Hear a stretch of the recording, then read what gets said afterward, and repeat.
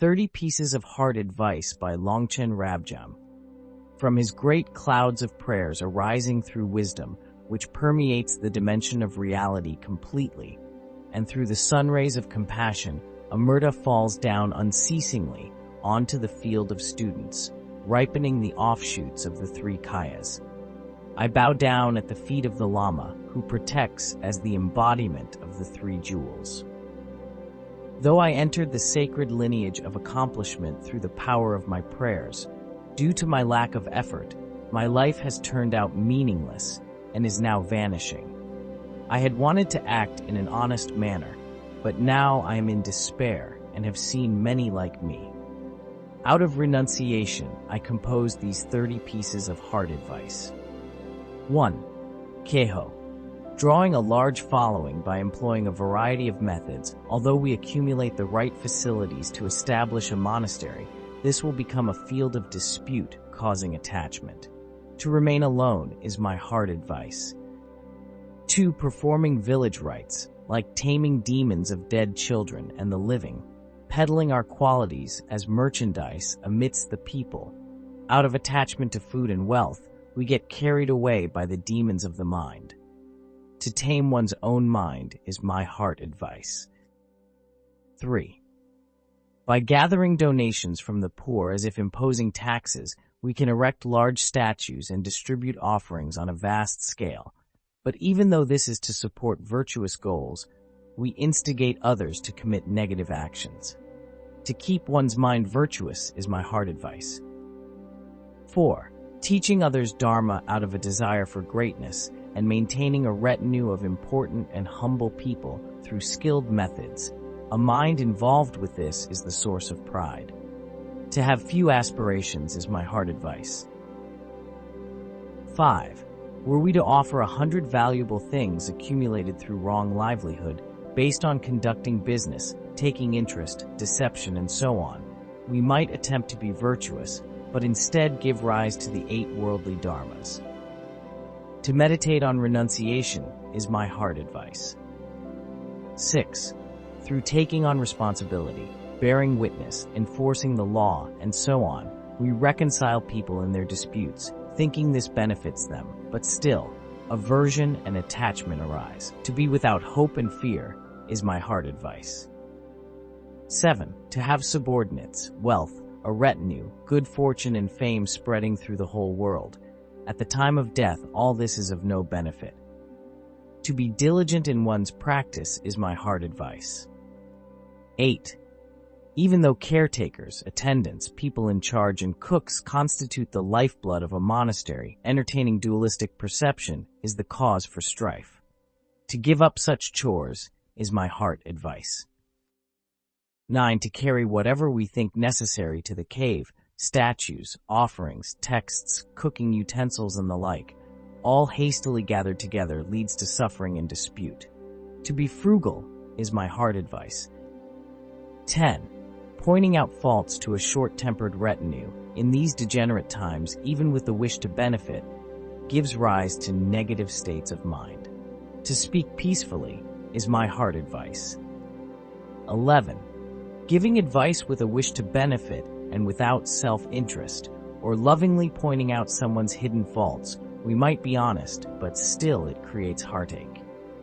To speak pleasantly is my heart advice. 12. When we support our own side and refute the other, we might think this is the way to propagate the teachings during debate, but instead it will give rise to negative states of mind. To stop talking is my heart advice. 13. Through being partial towards our lama, lineage, and practice, we believe we are upholding them, but to praise our own side whilst disparaging others is the source of attachment and aversion. To give all this up is my heart advice. 14.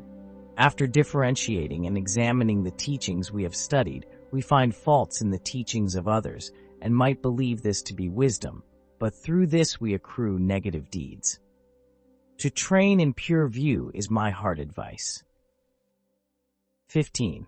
Speaking about blank emptiness and disregarding cause and effect, thinking that non-action is the ultimate, we give up the 2 kinds of accumulation, leading to the deterioration of our practice. To practice unifying both is my heart advice. 16. We let the innermost essence descend for the sake of practicing the third, empowerment, thinking we enhance our practice by relying on a consort, yet many have been deceived by such contaminated ways. To practice the path of liberation is my heart advice. 17. To bestow empowerments upon improper people and to distribute sacred substances among the ordinary is the basis for slander and the deterioration of samaya. To start in the proper way is my heart advice. 18. To be naked and so on in the middle of ordinary people, we might think of such eccentric behavior as part of higher asceticism, but it is a reason for worldly beings to lose faith in what is pure. To act with mindfulness is my heart advice. 19. Aspiring to be someone superior where we reside, even if we act purely and are learned, is the cause to fall from the highest point to the lowest. To be neither too tight nor too loose is my heart advice. 20. In villages, monasteries, caves, and such places, wherever we might stay, let us not look for close friendship, but with whomever we become acquainted, be neither too intimate nor too hostile. To remain self-reliant is my heart advice. 21. In order to receive provisions from the faithful, we might pay respect in a hypocritical way, to attract attention, but that will only fetter us. To act regarding everything as equal is my heart advice. 22. There are many texts on craft, astrology, and medicine, all sources for understanding the methods of interdependence, yet to know too many things ruins one's meditation. To limit the objects of knowledge is my heart advice. 23. To replicate the arrangements of the home when venturing into solitude is to waste one's life in a meaningless manner. To give up too many activities is my heart advice. 24. There might be excellent qualities in striving for learnedness and purity, but whatever we are attached to will only bind the mind stream. To be without bias is my advice from the heart. 25. Summoning hail and thunderbolts and the like, producing black magic spells and protecting oneself, we might believe these are activities to subdue those who are hardest to tame, but this will only inflame their minds and lead us to the lower realms. To take a humble place is my heart advice. 26. To amass a multitude of profound texts such as scriptures, commentaries, and oral instructions without practicing them will be of no benefit at the time of death. To watch your mind is my heart advice. 27. When we accomplish remaining one-pointedly, we can gain insights and understanding, but to write spiritual texts and songs of realization about them, even though they are signs of experience, will give rise to conceptualization. To maintain a non-conceptual frame of mind is my heart advice. 28. When conceptual thoughts arise, the direct view is crucial. Having examined the mind, to settle it is crucial. Even as there is nothing to meditate on, to meditate is crucial. To remain undistracted is my heart advice. 29. Dwelling in the state of emptiness, acting according to the law of cause and effect, realizing non-action, keeping the 3 vows, without focus, exert yourself in benefiting beings through compassion. To engage in the 2 accumulations indivisibly is my heart advice. 30. If we have listened to many learned masters and received deep instructions, have studied a few sutras and tantras without ever applying them, oh how pitiful! We are just fooling ourselves. For myself and others like me, I have explained these 30 pieces of heart advice. Through composing this, with a mind of renunciation, may all beings be freed from cyclic existence and reach the pure realms.